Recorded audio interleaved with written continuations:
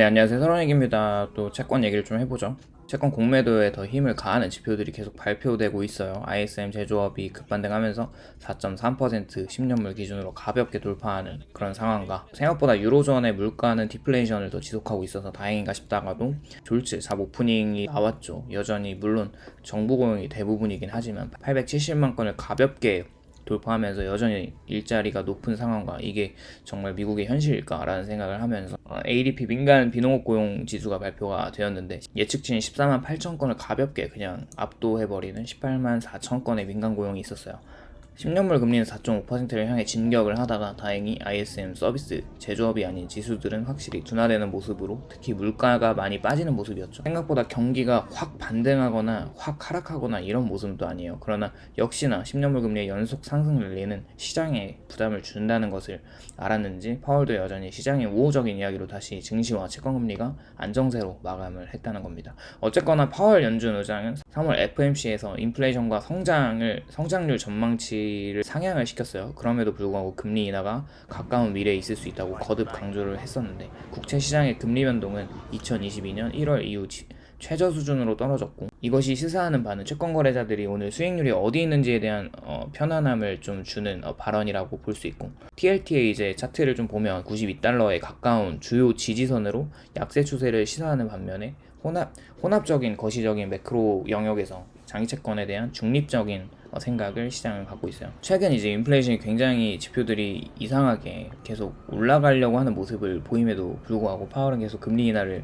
강조하고 있는데 사실 조금 의심스럽긴 하죠. 3월 금리 결정에서 특히 흥미로운 점은 위원회가 이제 인플레이션과 성장률 전망치를 모두 올렸고 대체로 정책금리 전망을 변경하지 않았다는 것에 의미가 있고 그렇게 보니까 장기적으로 연준위원들은 특히 이제 투표권을 가진 사람들은 그 사람들에 의해서 더 높은 중립금리가 또 결정이 됐다는 거죠. AI 같은 이제 인공지능이 이제 기술 발전이 되면서 지난 10년간의 부진한 성장의 기간에 비해서 향후 몇 년 동안 더 높은 실질 금리를 만들 수 있다라는 것을 고려해 봤을 때 그것은 큰 놀라운 일은 아니라고 생각을 하고 있어요. 이야기하고 싶은 거는 여러 요소들 중에서 장기국채 이제 TLT가 이제 현재 보유할 만한 시기라고 저는 생각을 하고 있고 장기국채 밸류가 이제 매기기가 정말 까다롭거든요. 왜냐면 한쪽으로 치우치면 계속 이제 금리가 확 올라가고 한쪽으로 확 내려가고 이게 이제 밴드선이 고무줄처럼 이제 등락날락 하다 보니까 금리 차이를 두고 트레이딩을 하는 사람들은 수익률 곡선을 볼 때 이제 지금 다소 안정적인 범위에 있다고 생각을 하고 있어요. 금리 변동성이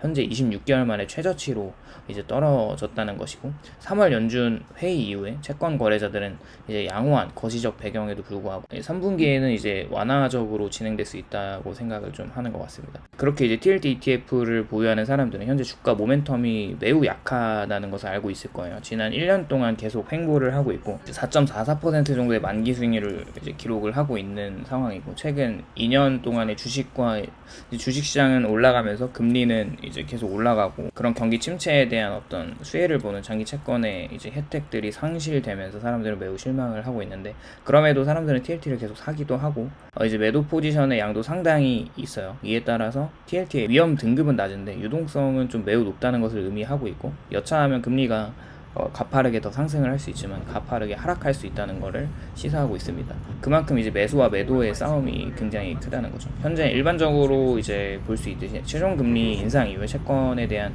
입찰이 있어요. 금리를 좀 억제하려고 하는 재무부나 연준의 그런 태도의 효과가 있을 수 있다는 생각을 계속 하고 있는데 수익률이 계속 장기금리 이자율이 계속 상승을 하고 있는데 그 통제를 벗어나도록 어떤 포인트에서는 좀 허용을 하면서 부채 상환 비용이 엄청나게 높아질 거라고 하는 현실 속에서 이미 미국 재무부의 채권 발행은 부채가 너무 많아졌죠. 33조 달러가 있는 상황이고 이제 뱅크 오브 아메리카 같은 글로벌 리서치는 최근 연준이 채권 시장뿐만 아니라 전 세계 금융 시장의 이제 혼란을 막기 위해서 금리를 통제해야만 한다는 상황을 지적을 하고 있어요. 그만큼 채권 금리가 가파르게 올라가는 것에 대한 부담을 느끼게 하는 그런 포인트가 될 것 같고 또한 이제 MMF 머니마켓 펀드에서는 6조 달러 이상의 현금이 있고 그것이 이제 돈이 어디로 흘러 들어올까라는 부분을 생각해 봤을 때 이제 2년 전에 시작된 금리 인상 사이클로 인해서 돈을 피신시켜 놓은 것이 MMF에 있는 돈들인데 이 자금이 어디로 몰릴지가 관건이라는 생각을 하고 있고 어쨌거나 글로벌 주식의 전체 양에 비하면 큰 돈은 아닌데 상당한 양이 현재 남아있기 때문에 결국 이 돈들이 장기 국채를 포함한 비트코인이나 주식시장에 흘러들어온다는 것을 시장은 기대를 하고 있어요.